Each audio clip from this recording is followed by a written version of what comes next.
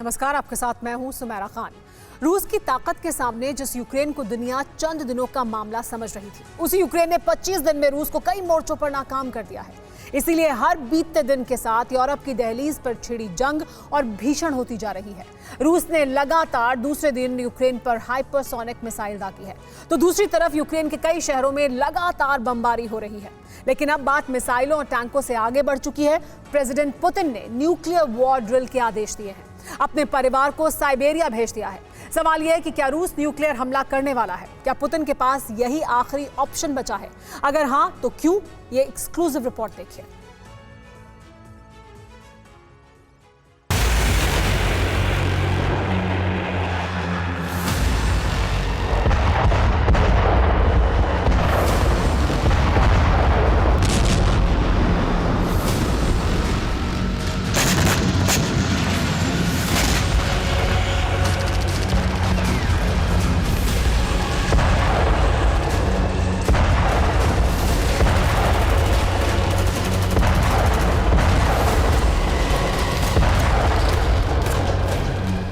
जिद है,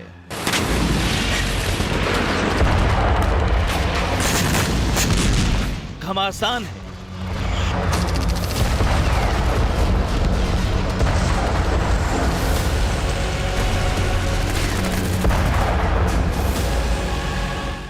जंग का मैदान है। ये यूक्रेन है।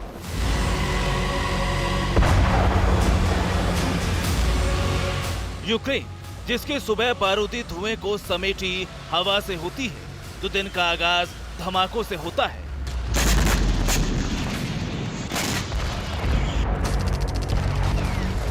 धमाकों का शोर, मिसाइलों का जोर और बर्बादी का ये मंजर बता रहा है कि अब अमन की हर गुंजाइश खत्म हो चुकी है।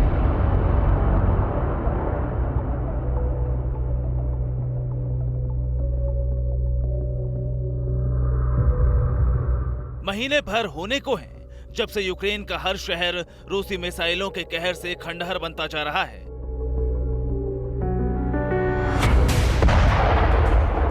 टैंकों से गोले बरसाए,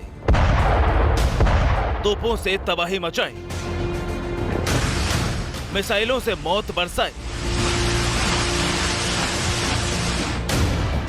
अब तो बात पुतिन के सबसे घातक ब्रह्मास्त्र तक पहुंच चुकी है।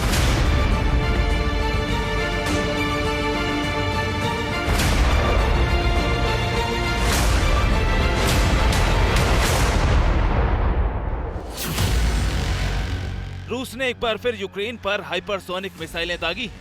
रूस के मुताबिक इन मिसाइलों को क्रीमिया से दागा गया। हमले में यूक्रेन के माइकोलोव इलाके में हथियारों का गोदाम तबाह कर दिया गया। एक दिन पहले भी रूस ने इन हाइपरसोनिक किंजल मिसाइलों से यूक्रेन पर हमला किया था। रूस की किंजल मिसाइलों को दुनिया के ताकतवर हथियारों में गिना जाता है।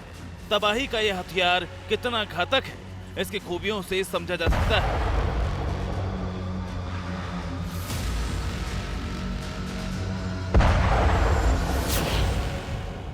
किंजल हाइपरसोनिक मिसाइल आवाज से 10 गुना ज्यादा स्पीड से हमला करती है।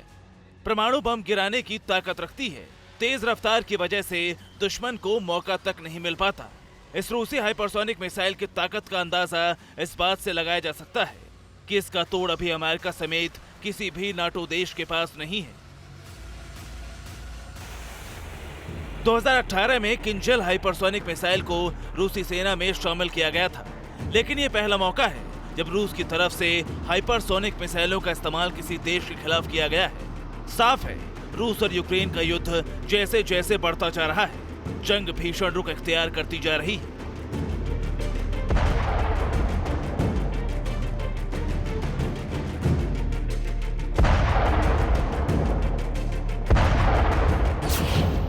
सवाल ये है कि क्या यूक्रेन से आगे परमाणु युद्ध है?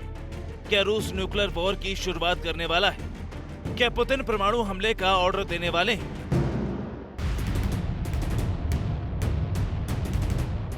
जरा सा भी शको सुबह है तो इस बारूदी धुएं को देख लीजिए। छोटी सी भी आशंका है तो धुएं में लिपटे मैदान जंग को देख लीजिए और मान लीजिए कि 21वीं सदी में दुनिया एक और भीषण त्रासदी के मुहाने पर पहुंच चुकी है।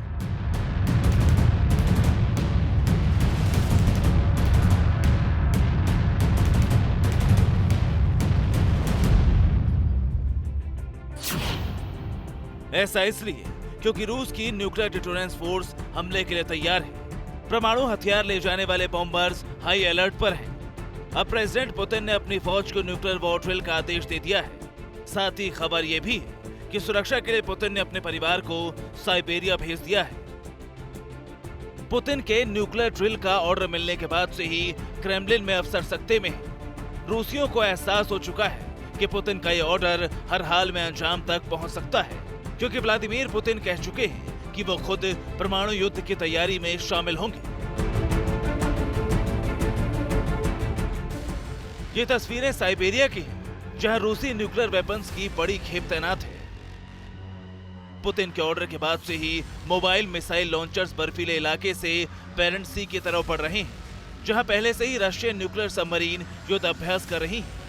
रूस की एरोस्पेस फोर्सेज और स्ट्रेटेजिक मिसाइल फोर्स भी इस ड्रिल का हिस्सा है।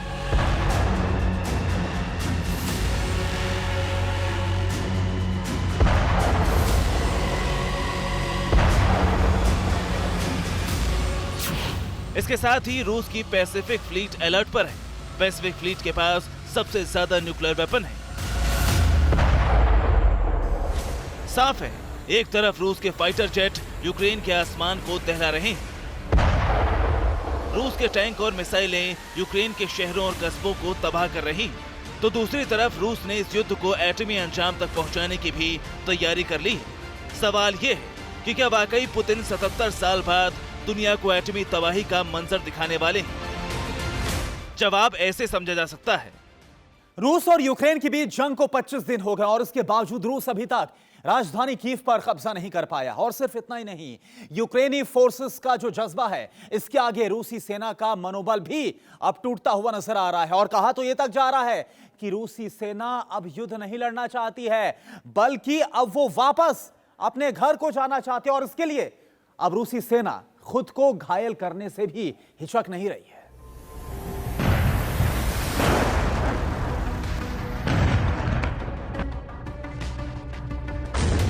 यूक्रेन पर हमला रूसी फौज के लिए गले की फांस बन चुका है। हारते हैं तो दुनिया हंसेगी, रूस की ताकत की फजीहत होगी, और लड़ते हैं तो जान जाने का जोखिम है। इसीलिए कई रूसी सैनिक घर वापसी के लिए खुद पर गोली मारने से भी पीछे नहीं है। सूत्रों के मुताबिक यूक्रेन में कई रूसी फौजियों के फोन इंटरसेप्ट किए गए, जिसके मुताबिक रूसी सैनिक यूक्रेन सेना का गोला बारूद हासिल करना चाह रहे हैं, ताकि वे खुद अपने पैर पर गोली मारकर ये दिखा सकें कि यूक्रेनी सेना के हमले में घायल हुए हैं। ऐसे में उन्हें इलाज के बहाने घर वापसी का मौका मिल सकता है। इतना ही नहीं, यूक्रेन के एक छोर से दूसरे कोने को तबाह करने के बाद भी पुतिन का प्रण पूरा नहीं हो पाया है। यूक्रेन युद्ध पुतिन को भारी पड़ने लगा है, इसीलिए हर बीतते दिन के साथ प्रेसिडेंट पुतिन का पारा हाई हो रहा है, जिसकी वजहें भी हैं। आधी दुनिया रूस की दुश्मन बन चुकी है। पाबंदियों से रूसी इकोनॉमी की रीढ़ टूट चुकी है। रूस का रूबल हमारे 70 पैसे के बराबर हो गया है। दुनिया की हर बड़ी कंपनी रूस छोड़ चुकी है। यूक्रेन पर गिरती हर मिसाइल रूस को महंगी पड़ रही है। हमलों में आम लोगों की मौत से पुतिन की नीति पर भी सवाल उठने लगे हैं।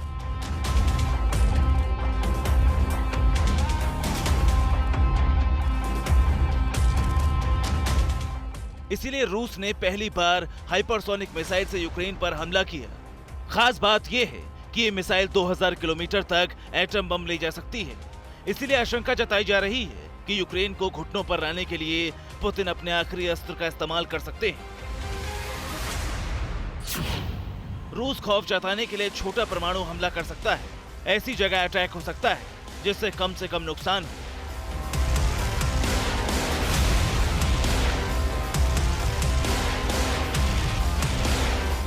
अमेरिका और नाटो देश पहले ही चेतावनी दे चुके हैं कि रूस के न्यूक्लियर वेपन इस्तेमाल किए जाने का अंजाम भीषण तबाही होगा।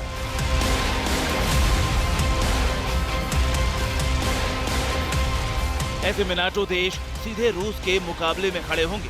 अमेरिका और नाटो देशों को हर हाल में यूक्रेन के लिए जंग के मैदान में उतरना होगा, जिसका अंजाम दूसरे वर्ल्ड वॉर से भी खौफनाक होगा।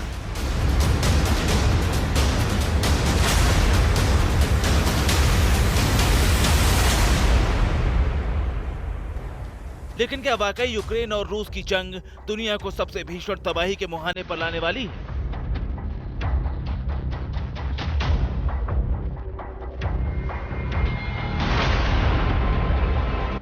Bureau report, TV9 Bharatvarsh.